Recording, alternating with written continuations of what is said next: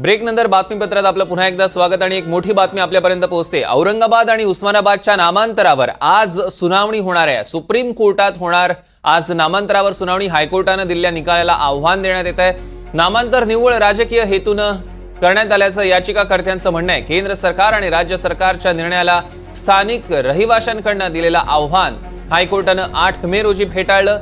राज्य सरकारने महसूल विभागाकरता शहरांच्या नामांतराबाबत घेतलेला कायदेशीर असल्याचं हायकोर्टाने म्हटलं होतं। मात्र या संदर्भात आलेल्या 28,000 आक्षेप अर्जांचा विचार करण्यात आलेला नाही असा दावा याचिकाकर्त्यांनी केलेला आहे। रामराजे शिंदे आपले प्रतिनिधी आपल्यासोबत फोन लाईन वरून जोडले गेले, त्यांच्याकडनं अधिकचे अपडेट्स घेऊया। रामराजे, आज आपण बघतोय नामांतरावर सुनावणी होईल, काय अपडेट्स?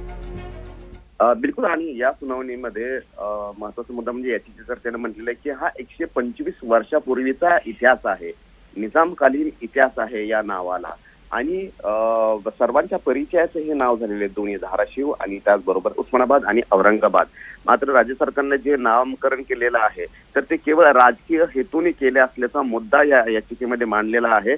त्याच्या पाठीमागे सामाजिक किंवा लोकांचा कोणताही विचार करण्यात आलेला नाहीये, तर केवळ निवडणुका डोळ्यासमोर आहेत आणि राजकीय हेतूमुळेच औरंगाबादचं नामकरण केलेलं आहे छत्रपती संभाजीनगर आणि उस्मानाबादचं नामकरण केलेलं आहे धाराशिव। हे दोन मुद्दे मांडण्यात आलेले आहेत।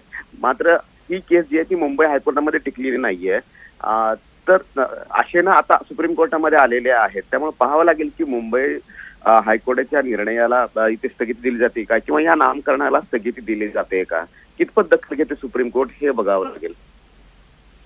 रामराजे, या संदर्भातले अधिकचे अपडेट्स आम्ही तुमच्याकडून घेऊच। तुर्तास धन्यवाद।